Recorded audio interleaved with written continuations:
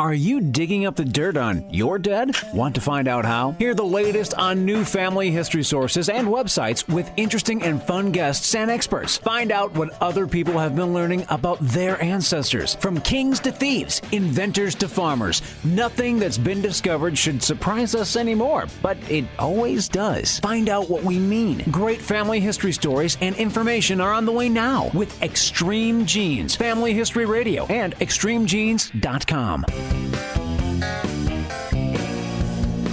Grandpa stole his first buggy in 1892. I met your grandma pig slopping in 46. Oh, every Christmas we'd visit my Uncle Fred in prison.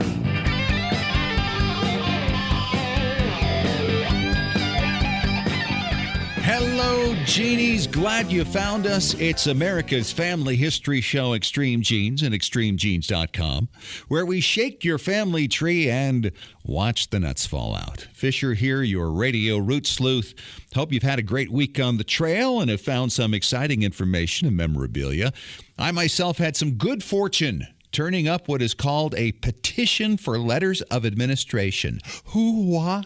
I hear you. I mean, I know if you're just working out what you find on various census records, this might sound a little unique, and it is. It's a document people fill out when their recently deceased relative didn't leave a will and someone needs to become the administrator of their estate. That means all the heirs have to be listed in this petition before someone is selected by the court. In the case of the document I found, it covered 3 generations because my 3rd great-grandfather had died before my 4th great. So his kids, the grandchildren of the deceased, had to sign the record in the stead of their deceased dad. And since this has been a tough family to piece together, it's an exciting and important find. And that's why we've got Gordon Remington, a senior genealogist with Genealogist.com, a division of Ancestry.com. Gordon has a terrific book out on how to make your way through these amazing records that all fall under the category of probate. The hardest thing about making a record like this is you have to be dead first. We'll be talking to Gordon in about 8 minutes. Our extremegenes.com poll for this week asked, do you have any 19th century photos of a family member after they died? They used to be common as it was often the only way people had to remember their loved ones and was often the only image ever made of the dearly departed. This kind of has a Halloween theme, doesn't it? Well, we didn't get a lot of votes on this one, but I was surprised that at least a couple of listeners do indeed have at least one picture of a deceased ancestor, or I should say, after they were deceased. Thanks for responding to the poll. This week we ask, do you have any samples of hair that have been passed down through the generations? My wife Julie and I have an old family Bible that goes back to her line in Michigan in the 1870s. Both of the parents in that family died young. Each was 32. And in the Bible are at least 2 small samples of hair wrapped in thread that appear to come from children.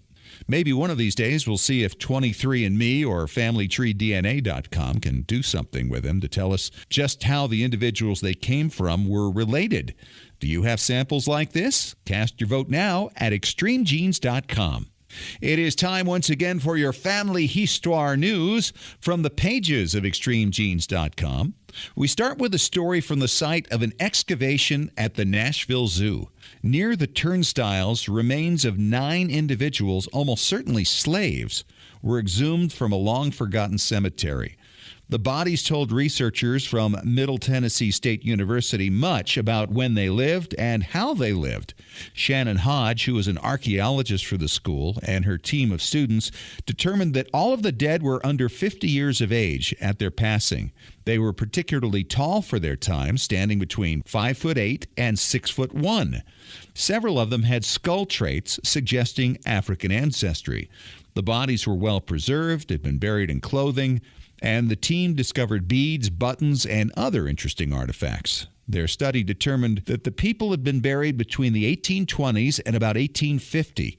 The remains have all been reburied, but in a different location nearby. Plans are now in the making for an exhibit to tell all that's known about the people who had been buried right on the fringes of the Nashville Zoo.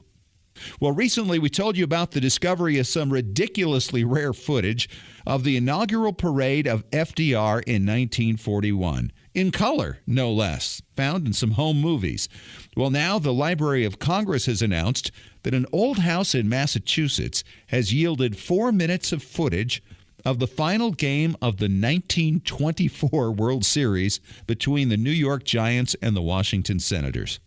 The place where the film was found was in no way climate controlled, and the hopes that it would somehow be viewable were practically nil. But when the Library of Congress looked it over, to their shock and delight, the images were in unbelievably good shape. In the film, you can see the fans race onto the field after the Senators record the final out for legendary Hall of Fame pitcher Walter Johnson. The library then hired a musician to write some era piano music and play it to fit the film, just as would have happened in movie theaters back in the 1920s. If you're a baseball fan as I am, you will be amazed at the clarity of the piece.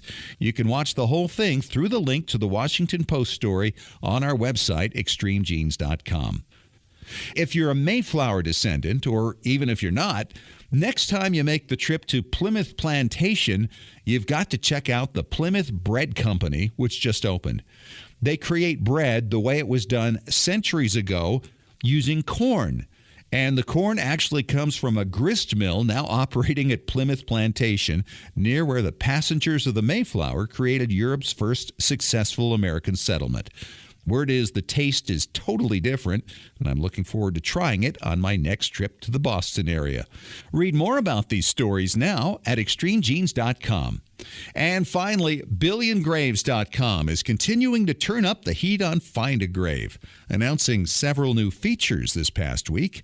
These include global mapping, so you can pinpoint where all your ancestors are buried wherever in the world, an enhanced virtual cemetery walkthrough, so you can see what is near and who is buried close to your ancestors' graves, and records notifications, so you can program the site to tell you when they found one of the graves of your ancestors.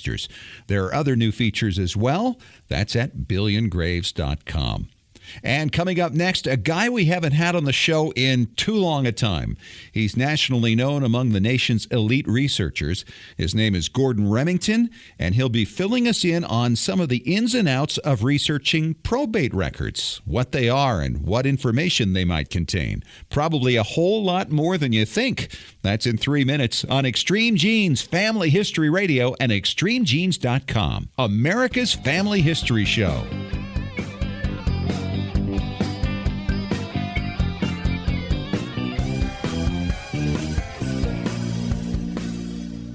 Your priceless 8mm home movies and your precious family videos are deteriorating right now. Heat, moisture, insects, dust, mold, time, they're all robbing you of your family's memories. It's time to preserve those treasures right now by digitizing them at tmcplace.com.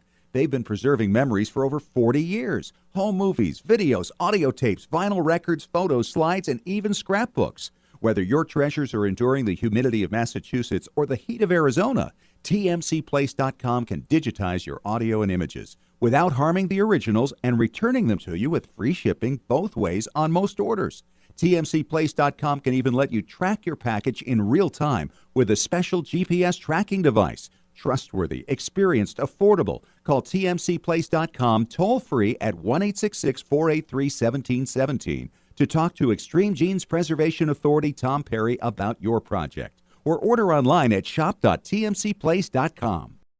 While we all love diving into the deep end of our gene pool, don't forget about capturing the histories of those who are still with us. Go to Storyworth.com to start your family's story today. Each week, Storyworth.com will email a question to people whose stories you wish to preserve.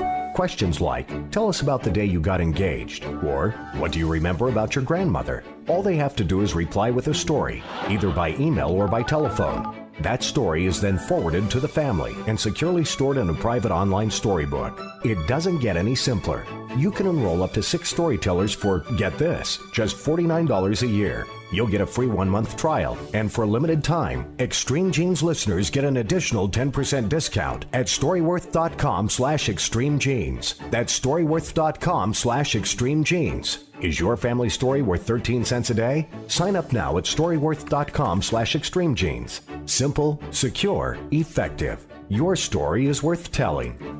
You know, when it comes to family history, there's nothing quite like the thrill of the hunt and the excitement generated by every new discovery. Who were your immigrant ancestors? What ship did they come over on? Why did they come when they did? Did they participate in any military campaigns that took place in their day? What personal challenges did your forefathers and mothers endure? Heritage Consulting, Genealogy Research Services can get you the answers to many of these questions and more. They've been providing professional research and consultation services since 1978. Call toll-free 1-877-537-2000 to speak directly to a professional family history researcher. Heritage Consulting can research, collect, analyze, and interpret the countless documents your ancestors generated throughout their lives and present the findings to you in an attractive book or in an electronic format. The cost? Far less than you'd expect for far more than you can imagine. 877-537-2000 or go to heritageconsulting.com.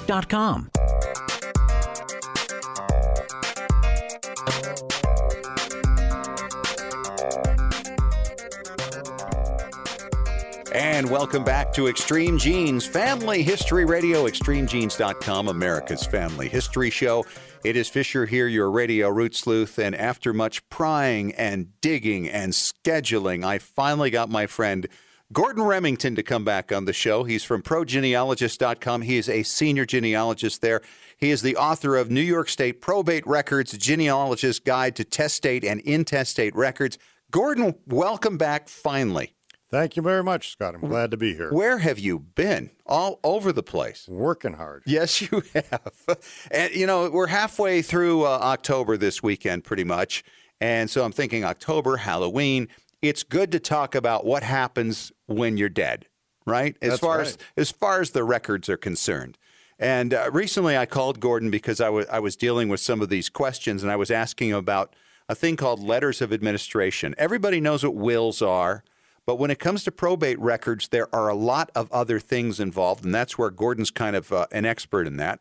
So he told me, hey, you got to listen to me. You've got to get this petition for letters of administration. If somebody doesn't leave a will, right, Gordon? That's right. They may get a letter of administration for a member of the family to take care of what should normally be a fairly small estate, or maybe not necessarily, right? Well, if they had property at all, then there might be a letter of administration if they did not take care of it in a will. Yeah. Okay.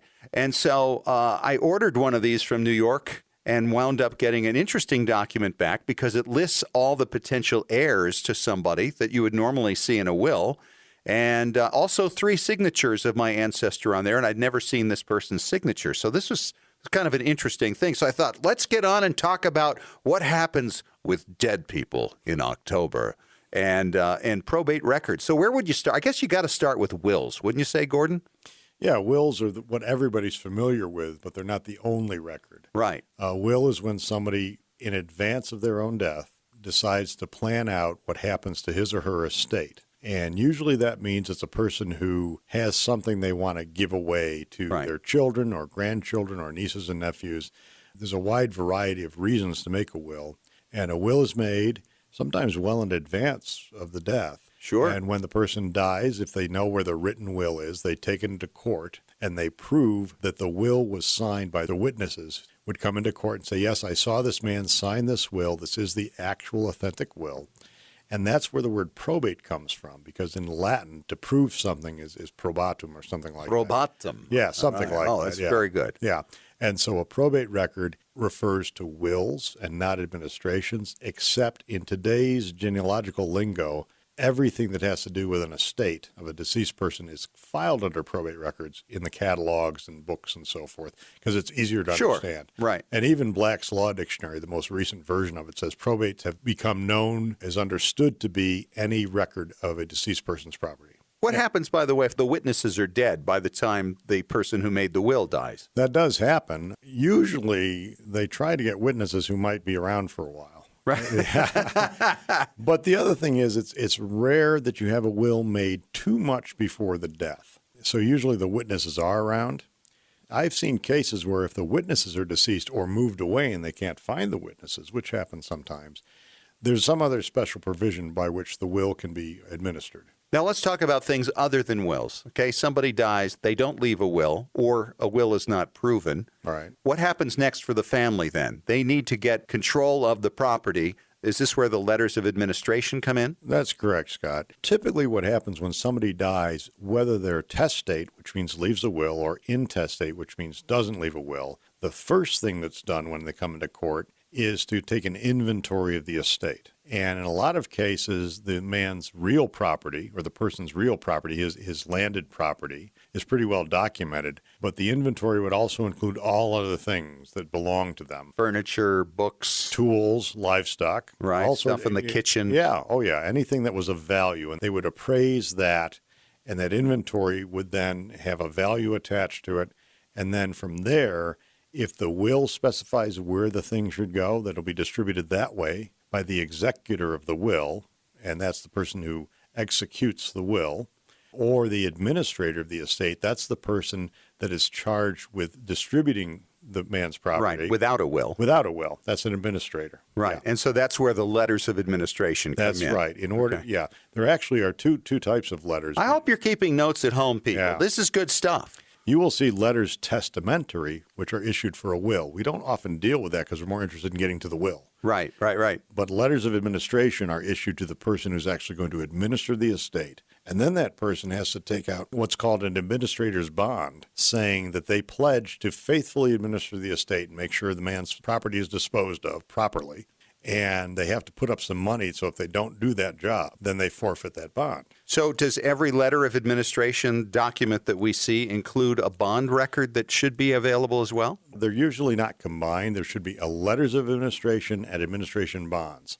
Sometimes you might find them on the same document, but usually they're separated. And does the bond have anything of value to a genealogist or family history researcher? It does, because like any bond that you would pledge before a court, if something happens to you, like you die, or if you don't faithfully execute the will, then there's somebody called a surety to the bond, which is basically someone who ensures that you will pay, and if you don't pay, that person will pay in your behalf. And usually it's somebody willing to take on the responsibility of making up for your either death by administrating the estate or paying the bond, or if you have failed to do it, then you forfeit the bond and that other person has to pay it. Now, is that other person somehow tied to the deceased? It's usually someone who knows the administrator well enough to put up the money. Now, most administrators are family members, a widow, an oldest son, some other relative. But I've seen cases where a man owed a lot of debts on his estate and the creditors become the administrators to make sure they get their cut. Sure. But when the administrator is related to the deceased, the surety to the bond, which the administrators put up, may be put up by a close relative of that person, someone willing to say, yeah, this will be done. And they could all be ultimately related somehow. Somehow. So that's a good record to get as well. Yeah, and that's particularly important if the surety has a different surname than the administrator. It might be an in-law. A son-in-law, perhaps, or something like that. Anytime in a genealogical record, you got to look for any names that could be important. All right, we're talking about what happens when we're dead. Perfect October topic. With Gordon Remington, he is the author of New York State Probate Records. He's a senior genealogist at progenealogist.com. Gordon, let's talk about now the petition for letters of administration. Often the wills, of course, will already list all the family members. That's pretty straightforward. When they don't leave a will, it gets a little more difficult. And you gave me the advice, don't just look at the letter of administration, look for the petition, because... Well, the petition, and this was originally New York State was the only one of the states that did this, but now you see them in other states in the Union. The petition was to petition for an estate to be probated or administered. So you have them in both cases. And the purpose of the petition was to make sure that all the legal heirs to the decedent were named. And notified? Well, they weren't notified individually necessarily, but an advertisement in a newspaper was supposed to take care of that. The reason that the petition was presented both in an intestate and a testate matter, a will and not a will, is because sometimes a family member who should have been named in the will wasn't, and they object. And they had that opportunity to come and object, like a son might have cut out or something. Right, or maybe somebody, dad was mad at him. Yeah, and I've seen cases where a man didn't leave anything to the children from his first marriage because the second marriage wife had influenced him not to. And those cases do go to court. Oh, boy. And witnesses are produced, which are his gold mine, but that's usually not in the actual document. It's usually a court record that's associated with it. Now, and that's in a will where you do have people named, but if there's anybody left out of the will, they should be in the petition. For administrations, it's even better because administrations don't typically name every heir, the letter or the bond, but the petition will. Now, in New York State, those petitions started about 1830. And I know when my brother died in New York, I had to create a petition with the names of all his heirs, which would be his siblings. Sure. So they still do that to this day. In New York, they do, yep. Mm-hmm. Yeah. And a lot of other states as well? I've seen it in Iowa. I've seen it in New Jersey. Some of the states may not have adopted it till the later 20th century. Is it every county as well in New York? Yes, it is. In New York, they call the person in charge of estates the county surrogate because technically the governor of New York is in charge of a probate of estates and administration of estates in New York, but he can't be in every county. So the county surrogate is the governor's representative in that county. Ah, and that's what surrogate court means then. That's right. And if you go to a surrogate's court, it's oftentimes housed in the same building as the other county offices, but you can see on the door of the surrogate's court, it'll have the seal of the state of New York and not the seal of that county. So it's the extended power of the governor that operates the court. That's right. And fees charged by the surrogate's court, which in New York can be quite high, are set by state law. They can charge you up to $90 just to look up a file. Wow. And if you want certified copies of the pages, that's the difference. Certified copies are as much as $5 a page. If you don't need them certified, go for the lower amount, like 50 cents. Well, and most family researchers don't need a certified copy of That's anything. right. I mean, what's the point? you know? That's usually used if you're actually going to court over an inheritance or something like that where you need that record. And one other thought I had as I was working with this recent petition that I obtained, it had my great-grandmother's signature on it 3 different times. As I mentioned, I'd never seen one of her before. Mm-hmm. But more importantly, when she died, her son from her first marriage became her administrator. I've never been able to find him. He has a common name, James Moore. Mm-hmm.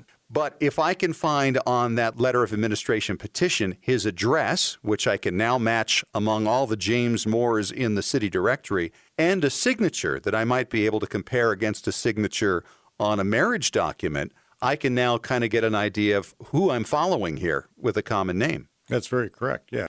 All right, we're going to talk more with Gordon Remington about other probate records you may have never heard of. And I know there are many I haven't heard of, so I'm looking forward to hearing this coming up next when we return in 5 minutes on Extreme Genes, Family History Radio, and ExtremeGenes.com.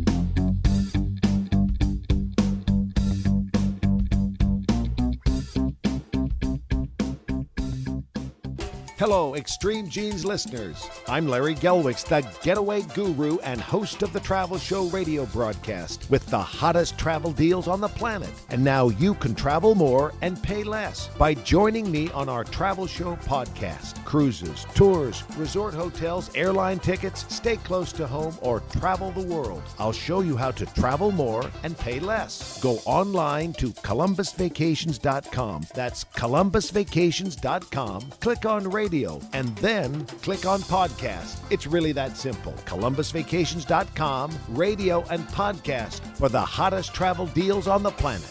Got a brick wall in your family tree? Don't know how to break through it? Get professional help from Heritage Consulting Genealogy Research Services. Speak directly with an experienced genealogical researcher, not a salesperson, by calling toll-free 1-877-537-2000. When you call, ask how you could win a free 1-hour consultation with an expert genealogist. Heritage Consulting Genealogy Research Services, with over 35 years of research experience. Visit heritageconsulting.com. Did you know your family's memories are being destroyed a little at a time every day? It's true. Old home movies, slides, photos, and audio recordings fade over time. The longer you delay the digitizing of these priceless artifacts, the more likely it is they'll be gone one day. That's why you need to call the Multimedia Center. I brought in VHS videotape and had them transferred to DVD. The Multimedia Center, 2870 East, 3300 South, Salt Lake City. Open Monday through Friday, 10 to 6. Call 801-483-1717 or go to transferduplication.com.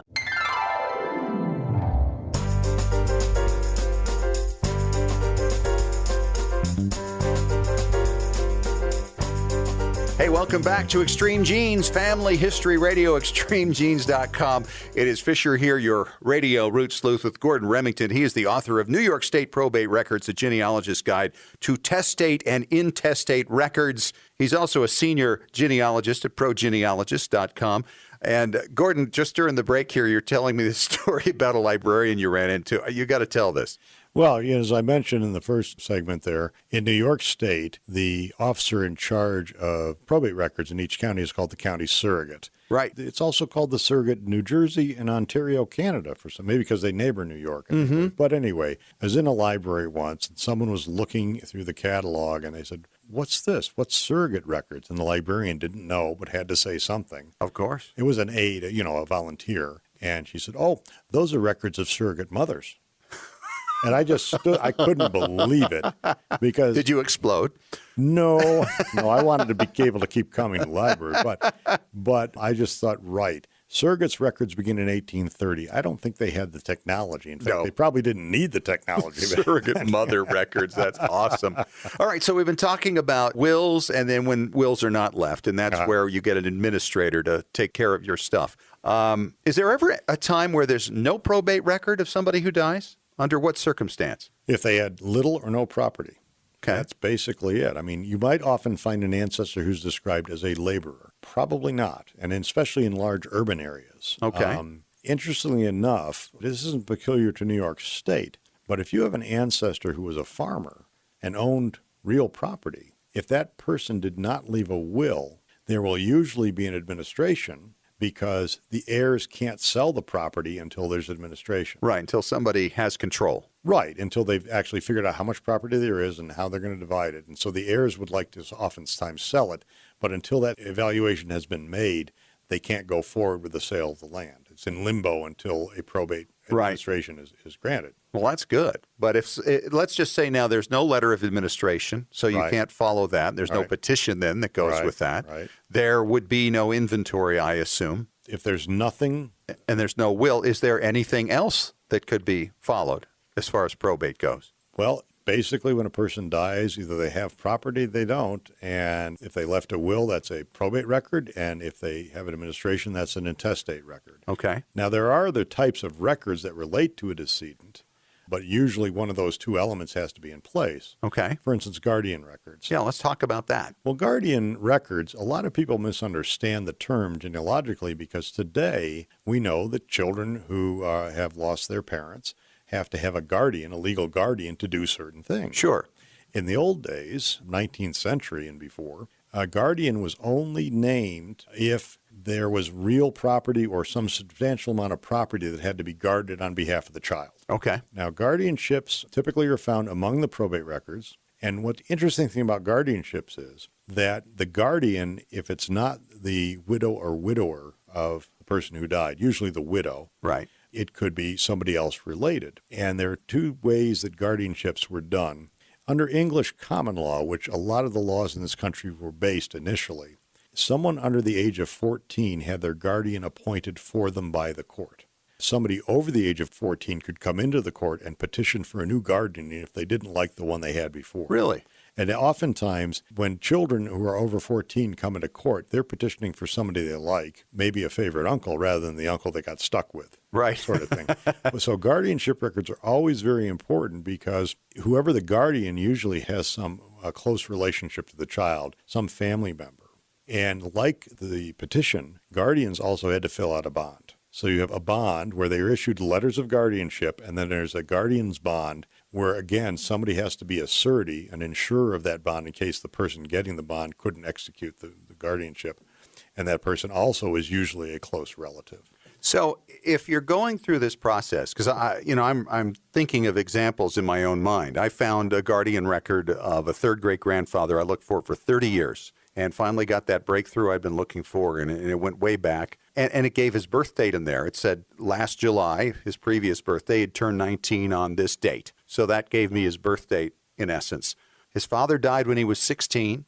His mother died when he was 18, yet they still referred to these children as infants, which was interesting, an infant son. Yeah, an infant child in English common law was anyone under 21. Right. Anyone under 21. Sure. These bundles, these packets of records are ones that are ultimately transcribed into a book, a guardianship book, a will book. Right, they're typed up. Book. Well, not necessarily typed up, but or handwritten. Now they are, but in the old days there would be a copyist who'd copy Sure. them in. So you always want to look, if you can, at an original piece of paper rather than what's put in the book, because scribes back then made mistakes just like we do today. Sure. Yeah. Now, what are the minutes and orders? Well, minutes and orders are basically the sitting of the probate court. They vary in different states as to what the court is called in each county. But that's the court where you initially go to present the petition for probate or for administration or to ask for a guardian. And the minutes and orders are basically the day-to-day business of a court, which says so-and-so came into court today and prayed for this guardian record or be named a guardian. And that's an issuance by the court then of the order for that to be done. So it's like a minute book, a day. Is it valuable? Oh, absolutely, because sometimes the loose papers don't survive. Loose papers don't survive as much as books do, bound books. Okay, so when does an inventory come into play? We talked about wills. Right. Is there always one in association with letters of administration? If there's property that needs to be counted, yes. What usually happens is someone comes into court and presents the petition for administration or for a probate, and the first thing the court does is order an inventory to be taken. So that gives you an idea of when the person actually died. As I said earlier, someone could make a will and it wouldn't be probated till maybe 5-10 years later. Right. But if you get the date of the inventory or the date of the order for an inventory, that's usually pretty close on the death. Right. That would make a lot of sense. Now, going back to the surrogates record, Scott, you mentioned the guardianship record. It gave an age at a certain date for one of your ancestors. Well, the petition for probate or administration is also supposed to list any minor children by their ages, and some of them do that age on a particular day thing. So what you do is you get a good list of the children and their dates of birth, and sometimes where they're living at the time. That's one of the most valuable. And also all heirs supposed to be where they're living at the time. In fact, I've seen petitions in New York where they're listing the heirs, and one of them said went west and was never heard from again. Oh. So he's supposed to read this newspaper back in New York and say, I got to go back to New York from California to get my $2. Well, he probably was listed in the ad, but probably didn't read it. Probably didn't. Well, a guy in California prospecting isn't going to have access to a New York newspaper. No, absolutely. Although he'd probably want it if he was prospecting. One of the other things I want to mention about guardianship records, sometimes a child is left an inheritance by a grandparent. And the guardian is not the guardian of property for his own child because he is dead, but he's the guardian of the property that they receive from the grandparent. You see that often the case, especially when the grandparent is a paternal grandparent. And so the inheritance go to that child, that grandchild, and the father, who is not the son-in-law, becomes the guardian. It's just a way to protect the property. Well, there's a lot of stuff to know about this, isn't there, Gordon? Oh, yeah. And that's why he's written the book, New York State Probate Records, a genealogist's guide to testate and intestate records. Gordon Remington. He is a senior genealogist at progenealogist.com, actual researcher periodically for Who Do You Think You Are and others. And you just got a long list of stuff here. I've been at this 35 years this month. By the way, you can get the book, New York State Probate Records, a genealogist's guide to testate and intestate records, by going to AmericanAncestors.org, which is the website for the New England Historic Genealogical Society, which did publish the book. All right. I hope people are taking notes. We'll make sure we let people know about it on our website, extremegenes.com. Hey, thanks for sharing all this, and hope you'll come back again in less than a year or two. All right, Scott. Good to be here. Thanks so much for having me. And coming up next, our Preservation Authority, Tom Perry from TMCplace.com. He'll be answering another listener question and sharing some ideas with you on how to preserve your special memories and your records. Coming up next in 3 minutes on Extreme Genes Family History Radio and ExtremeGenes.com.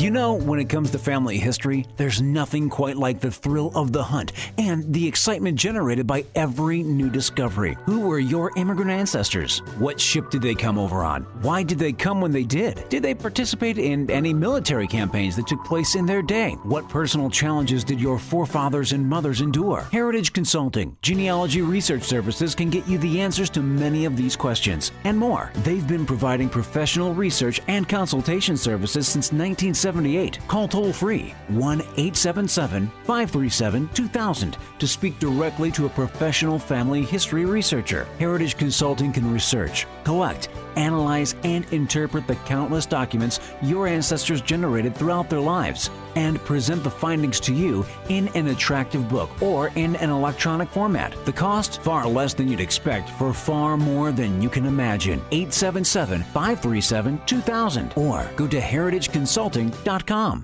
While we all love diving into the deep end of our gene pool, don't forget about capturing the histories of those who are still with us. Go to Storyworth.com to start your family's story today. Each week, Storyworth.com will email a question to people whose stories you wish to preserve. Questions like, tell us about the day you got engaged, or what do you remember about your grandmother? All they have to do is reply with a story, either by email or by telephone. That story is then forwarded to the family and securely stored in a private online storybook. It doesn't get any simpler. You can enroll up to 6 storytellers for, get this, just $49 a year. You'll get a free 1-month trial, and for a limited time, Extreme Genes listeners get an additional 10% discount at Storyworth.com/ExtremeGenes. That's Storyworth.com/ExtremeGenes. Is your family story worth 13 cents a day? Sign up now at Storyworth.com/ExtremeGenes. Simple, secure, effective. Your story is worth telling. Remember how fun it was to capture those special moments of your children's childhood on video and watch it back, knowing that you'd be able to have that memory forever? Or watching a home movie of your own childhood and seeing many of your loved ones who are now gone. If you haven't yet digitized those family treasures, you're at risk of losing all of them with each passing day. Time and elements slowly destroy videos and film, as well as rare old photos and audio recordings. Rescuing your memories is what TMCPlace.com has been doing for over 40 years. They can transfer all these discs and hard drives so you and your family can enjoy them digitally for generations to come, and without damaging the originals. They provide free shipping both ways on most orders. They even offer GPS real-time tracking of your package so you can be confident that nothing can ever be lost in transit. Call toll-free 1-866-483-1717 to talk to Extreme Genes Preservation Authority Tom Perry about your special project, or order online at shop.tmcplace.com.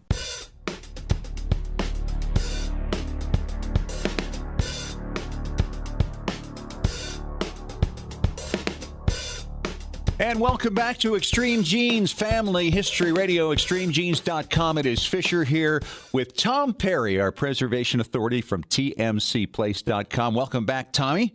Good to be back. We did get an email from Aaron in Huntsville, Alabama, listening on WTKI, and he was asking about QR codes. I was wondering if you could actually make a tattoo of a QR code. Would that work? Oh, absolutely. There's no reason it wouldn't. You could either do temporary tattoos as QR codes to have at amusement parks. In fact, I thought about that. Like when you go to Disneyland now, you have to buy a full pass, whether you're a little old lady that's not going to get on any rides. Because in the old days, you would buy e-tickets, A-tickets, right, different things like that. And so I thought what they ought to do is issue QR codes. And so if you have the QR code, there's a temporary tattoo, that gets you on all the rides you want to go. If you want to go in and just hang out with your grandkids, you don't have to pay $100 for a ticket, maybe $25, maybe $50, and then you just don't get the QR code temporary tattoo on your wrist. Wow, what a great idea. You should work for Disney. Oh, wait a minute, you did. I did. At one time. But back to the QR code, there's so many options you could do with this. If you had little children and they got lost in the park, all they have to do is scan the QR code. They know who they go to, who they belong to, and they can page you by name. You can put as much information on as you want. You could tell them what hotel you're staying in, as much detail. So if your kid wanders off, they go to one of the first aid stations, they scan the QR code. Oh, he belongs to so-and-so. They're staying at such and such a hotel. They could get the information out. They would have your cell phone number. They could call you and say, hey, you know, your 2-year-old is at station XYZ. You know, you keep coming up with these things. Are people doing this now, or is this something you could do with it? Oh, this is something you could do. Nobody's doing it, but, you know, Disney needs to call me back and say, hey, show us how we can implement this. Because it'd be very simple to do, and it'd be awesome. I mean, if I had young kids, even if I have them on those little leashes, I would still want something like that. And leaving the park, if you have your QR code and you're not with the person that you're supposed to be, they could have security that you couldn't get out of the park. So if some little 4-year-old was leaving with somebody that had tried to kidnap them, when they scan, the QR codes don't match up, so you don't get to take that kid outside the park. You are always thinking, aren't you? I try. Absolutely. So hopefully that answers your question, Aaron. And thanks for sending that off to asktom@tmcplace.com. And whenever you do that, you get a $25 discount on any purchase you make from shop.tmcplace.com. Exactly. Tom, what else do you have for us today? Okay, I've had a lot of people have questions about scanning, and just quickly, when we were at Roots Tech a few weeks ago, we had people come and say, hey, I want to buy my own equipment. What do I need to do? So I told the people that live locally there back in Salt Lake where Roots Tech was, there's a place called Picture Line, which is downtown Salt Lake, is a good resource to go. They also have an online presence. If you don't live in that area and you want to do everything online, there's a great company called bhphotovideo.com, B as in boy, H as in Harry, photovideo.com, and you can compare all kinds of scanners. If you want to get a good scanner, you're looking at least $1,500. These $200 ones at Office Max and stuff, I wouldn't get unless you don't really care about the stuff you're scanning. But if you want to get a real good prosumer, you want to spend about $5,000. Or if you want to get a Hasselblad FlexTech X5 scanner, they're only $25,000. Oh, my gosh. It's a bargain at twice the price. Exactly. Well, and anytime you get into something like that, I think for family history purposes, you want to share that cost with members of the family and spread it out. And as we've talked before, if you want to rent one, we can rent you one is just as good, so you can split it between your family. If you have enough that you want to send it around, you scan, send it to the next family, do that as well. But get a good one. All right, and coming up next, Tom's going to talk about videotapes and why we're losing them as every day goes by on Extreme Genes, Family History Radio, and ExtremeGenes.com.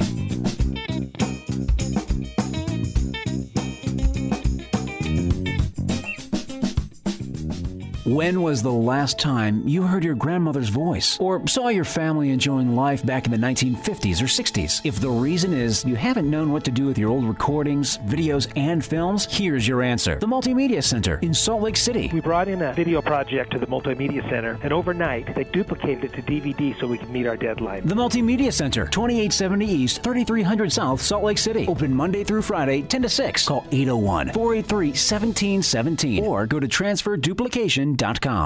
Hello, Extreme Genes listeners. I'm Larry Gelwicks, the getaway guru and host of the Travel Show radio broadcast with the hottest travel deals on the planet. And now you can travel more and pay less by joining me on our Travel Show podcast. Cruises, tours, resort hotels, airline tickets, stay close to home, or travel the world. I'll show you how to travel more and pay less. Go online to ColumbusVacations.com. That's ColumbusVacations.com. Click on radio and then click on podcast. It's really that simple. ColumbusVacations.com, radio and podcast for the hottest travel deals on the planet.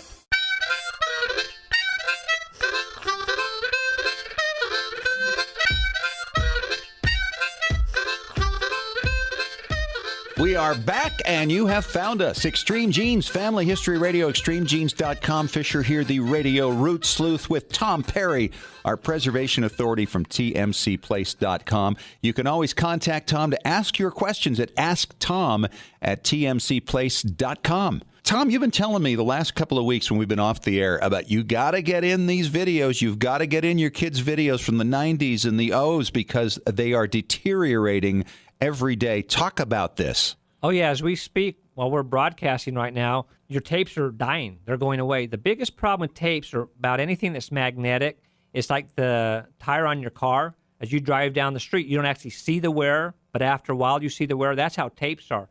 They wear out. We had a tape come in the other week from us that's flaking. It's actually particles you can see inside the cassette. You can see little pieces of magnetic particles that are actually falling off the tape, which is generally caused by heat or poor storage. And so when that happens, of course, there's really not a lot you can do. Well, I've never tried baking one. One of these days when I get one in, if the customer is willing to let us try it, we're going to try it. Like we bake audio tapes, and that fixes them, but I've never tried it with a videotape. So if somebody comes in with one that's flaking so bad we can't transfer it, we'll go ahead and do that. The problem with flaking tapes is those little flakes will get caught in the heads of your player, and they'll plug them up. They won't be able to hear audio or video, and that's why you have to get the tape cleaners. We actually still sell cleaners for VHS machines. Really? Oh, yeah. Do they make them, or is this something you stored, or you find them on eBay or something? What? Yeah, some of our distributors actually have them stacked away. In fact, we have one distributor that has old Betamax tapes still. Oh. Blank Betamax tape. So if anybody wants them, I have a lead for them.